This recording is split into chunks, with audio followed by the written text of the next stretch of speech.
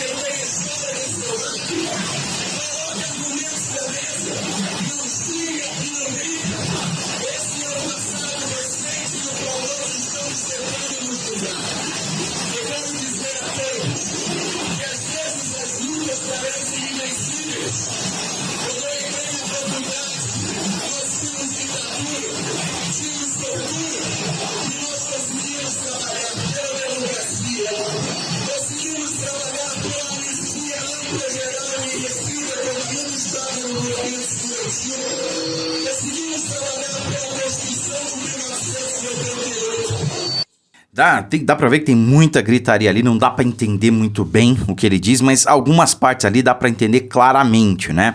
O Metrópolis trouxe até a seguinte frase: lutei contra a ditadura e contra o bolsonarismo, disse o ministro do STF no Congresso da UNE, né?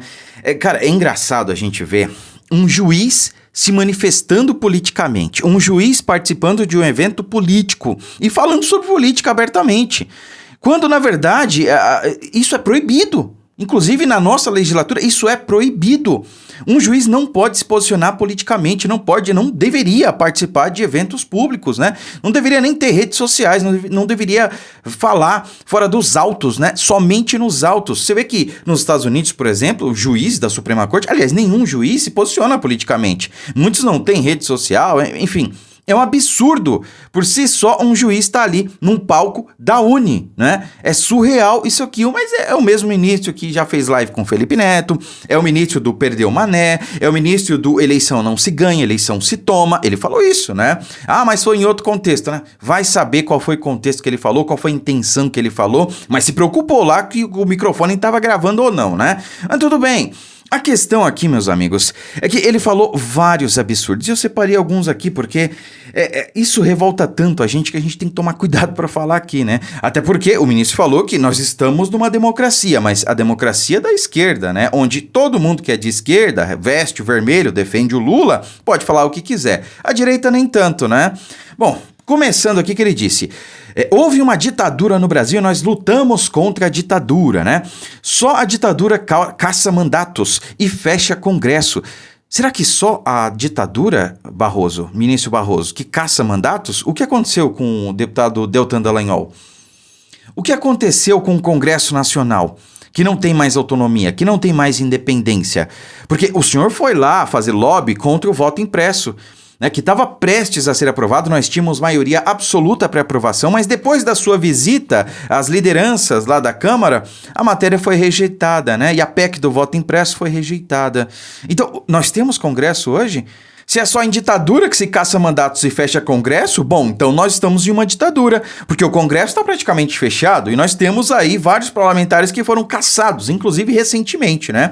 Continuando, só ditadura tem presos políticos. Ah, você tá de sacanagem comigo, né?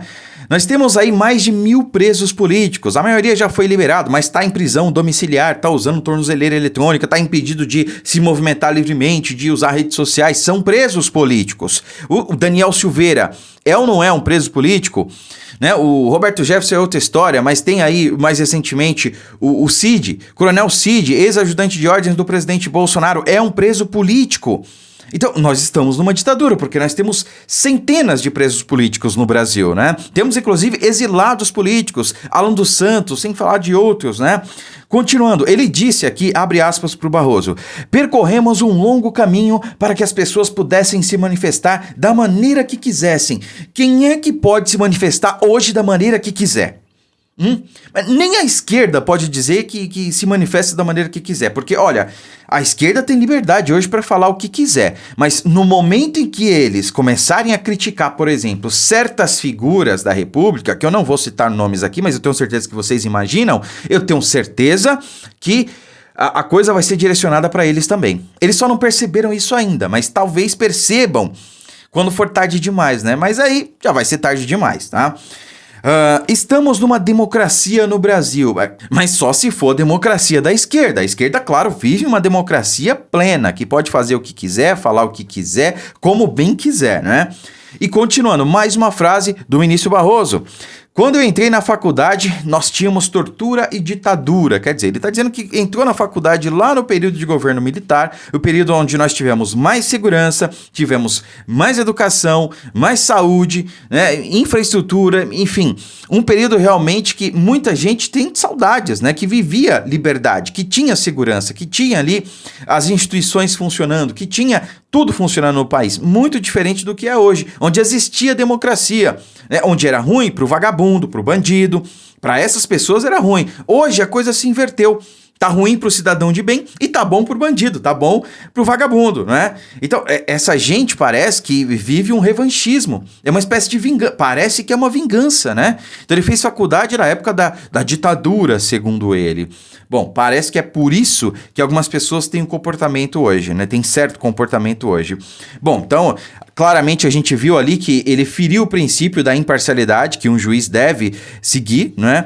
A gente se preocupa porque será que as ações que ele votou ali envolvendo o presidente Bolsonaro foram isentas, foram imparciais? Eu acredito que não.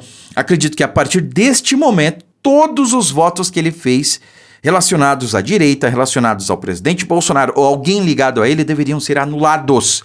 Mas hoje, né, não é amanhã, não é depois, não, hoje, de acordo, depois dessa fala dele, todas as ações, todos os votos dele deveriam ser anulados, né? Bom, fica aqui o questionamento, né? Será que ele agiu para derrotar o presidente Bolsonaro? Como é que ele agiu? Será que ele usou o poder dele? Será que ele usou as instituições para isso, para derrotar o bolsonarismo, como ele disse ali, segundo o Metrópolis? Será? É o questionamento que fica e que nossos parlamentares devem fazer, né? E é por isso que, obviamente, eles já agiram, né? Urgente, oposição anuncia pedido de impeachment de Barroso, né? Então, o deputado Nicolas Ferreira informou que a oposição vai pedir o impeachment do ministro do Supremo Tribunal Federal, Luiz Roberto Barroso.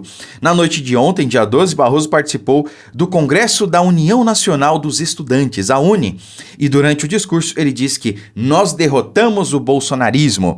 Abre aspas, a oposição entrará com processo de impeachment contra Barroso por cometer crime de exercer atividade político-partidária, prevista no artigo 39, né? Anunciou Nicolas em seu perfil no Twitter. Se por um milagre houver justiça nesse país, a perda do cargo é inegável, completou o deputado. O deputado Carlos Jordi também anunciou apoio ao pedido de impeachment. Abre aspas, isso é normal? Escrachou de vez? Imagine o ministro do STF dizendo numa palestra que eles derrotaram o lulopetismo, comparou o parlamentar, né? A deputada Bia Kicis engrossou o coro. Abre aspas, o ministro do STF e do TSE, Barroso, afirmou em um evento da ONU que venceu o bolsonarismo. Em evento político partidário, confessou que atuou contra uma força política. Gravíssimo. Nós da oposição entraremos com um pedido de impeachment. É claro que base é o que não falta pro impeachment do ministro Barroso, tá? Isso não é novidade. Desde o ano passado eu já vinha falando para vocês que, olha, isso naturalmente deveria acontecer. E eu imaginava que iria acontecer. Não só ele, como outros também, né? Mas eu não esperava que o presidente Bolsonaro não fosse reeleito, né? Eu sei que vocês sabem que aqui a gente não pode falar certas coisas, tá? Principalmente se tratando de processo eleitoral. Ah, Bolsonaro foi eleito, o Lula não ganhou. A gente não pode comentar certas coisas, tá? Entendam isso. De qualquer maneira, eu esperava que o presidente Bolsonaro fosse reeleito e a partir daí a gente teria um ambiente jurídico e político para o impeachment, não só do Barroso, como de outros também. Lamentavelmente, isso não aconteceu. Agora vem o questionamento. Claro, tem base para impeachment do Barroso? Claro que tem. Isso vai acontecer? Não, porque a lei não é mais referência no Brasil para nada. Para nada. Essa é que é a questão. E mesmo que houvesse o ambiente para o impeachment hoje, mesmo se realmente por algum milagre, como disse o Nicolas, os deputados, aliás, os senadores, né, que é quem pode julgar ministro do STF, pautassem ali o impeachment do Barroso, se o Pacheco por um milagre, ou sei lá, pautasse o impeachment do Barroso, será realmente seria a melhor opção? Impeachment o Barroso agora? Quem é que vai indicar o substituto dele? O Lula, né? Aí ele coloca lá o Flávio Dino, ou sei lá, um outro comunista qualquer.